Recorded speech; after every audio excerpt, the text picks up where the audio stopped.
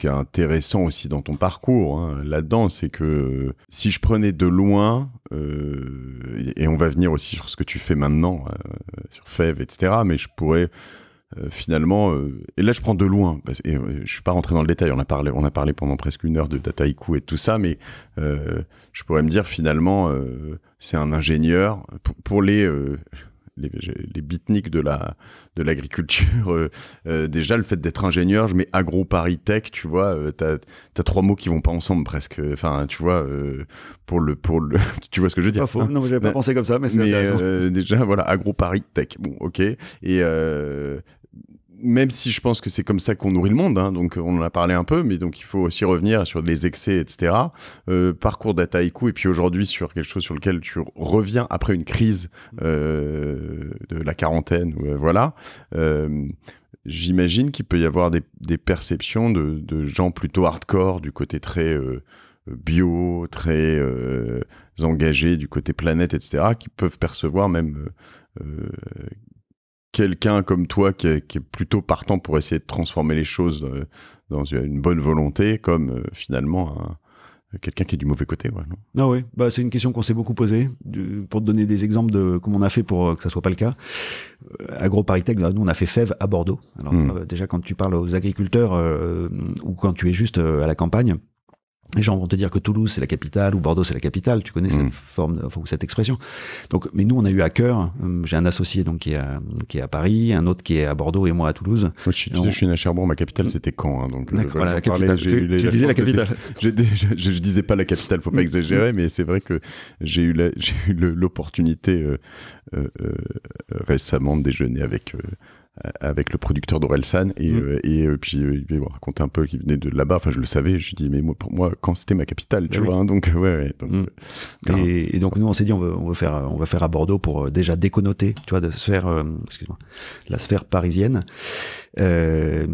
et après moi j'ai bien conscience en ce moment il y a un mouvement d'entrepreneurs de la tech qui essaient de faire des trucs mieux ou en tout cas différents et je pense qu'on l'a pris là-dessus avec, j'espère, assez d'humilité, ou en tout cas on n'est pas arrivé comme un chien dans un jeu de quilles avec Fève dans le milieu agricole.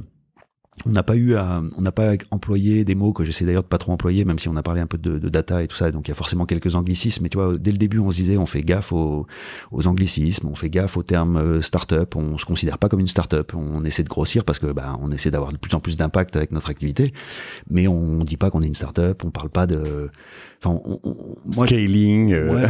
Oui, mais on parle pas de scaler. On va scaler, on va disrupter l'agriculture française. On n'est pas du tout comme ça. Et je pense, on le dit pas, mais c'est parce qu'aussi on le pense pas comme ça. On le pense pas comme ça. Et donc quand tu adoptes cette posture-là, du coup, on n'a pas été, j'espère, même si forcément, ouais, j'ai dit du coup. Ouais. Et on n'a pas été catalogué comme ça trop vite. Okay. Et on a surtout essayé de parler à beaucoup de gens. Et de pas choisir des camps. Donc dans l'agriculture, il y a énormément de politisation évidemment, il y a énormément de syndicats, il y a quand même pas mal de guerres de tranchées entre différentes sensibilités. Tu parlais du bio, c'est un gros sujet en ce moment. Nous on est à fond pour le bio en plus, donc mais c'est pas si facile comme ligne à défendre.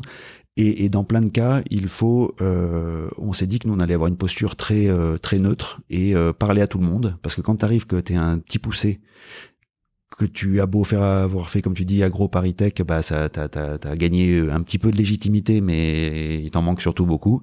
Et donc, tu peux pas te permettre d'arriver comme un branleur de la tech, en disant, les gars, je vais vous expliquer, parce que l'agriculture, c'est pas très rentable, hein. On va passer sur un modèle de recurring revenue. On va pas faire ça, quoi. Donc, on n'a pas fait ça.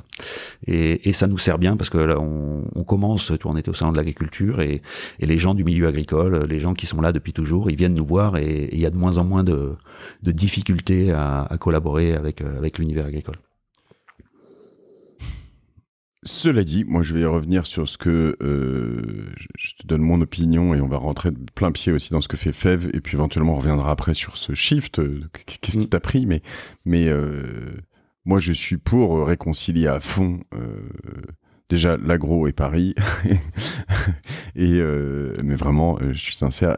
En fait, je trouve que ces stigmatisations de la part des Parisiens, de gens en région, où l'inverse sont ridicules et idiotes. Au-delà de ça, je trouve que parce qu'elles sont réelles et parfois vraiment source de haine. Hein. Je l'ai entendu sur des bords de piste ou des choses comme ça récemment. Tu te dis mais ils sont sérieux en fait.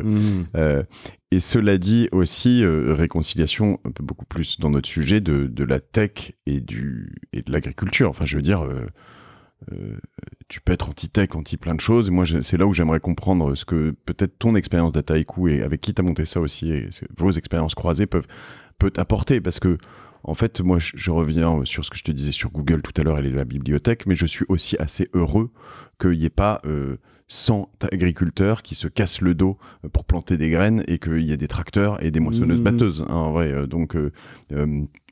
soyons honnêtes, tu vois, il y a un moment, on peut dénoncer plein de choses, mais que ceux qui dénoncent aillent s'emmerder à planter des choux eux-mêmes, tu vois, et des graines de blé, quoi.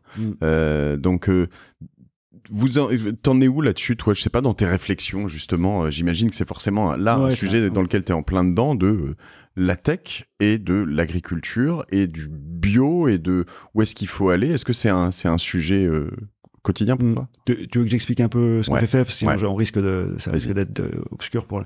Donc FEV, on a monté ça en octobre 2020. Ça fait un peu plus de 2 ans qu'on existe. Notre combat, nous, c'est l'installation de la jeune, mais de la nouvelle génération d'agriculteurs. Pour donner un chiffre qui fait assez peur, il y a à peu près 400 000 exploitations agricoles à l'heure actuelle, avec l'équivalent, donc 400 000 hommes et femmes qui sont chefs d'exploitation sur ces fermes. Il y en a quasiment la moitié qui est en âge de partir à la retraite maintenant ou dans les 5 ans qui viennent, donc 200 000 fermes.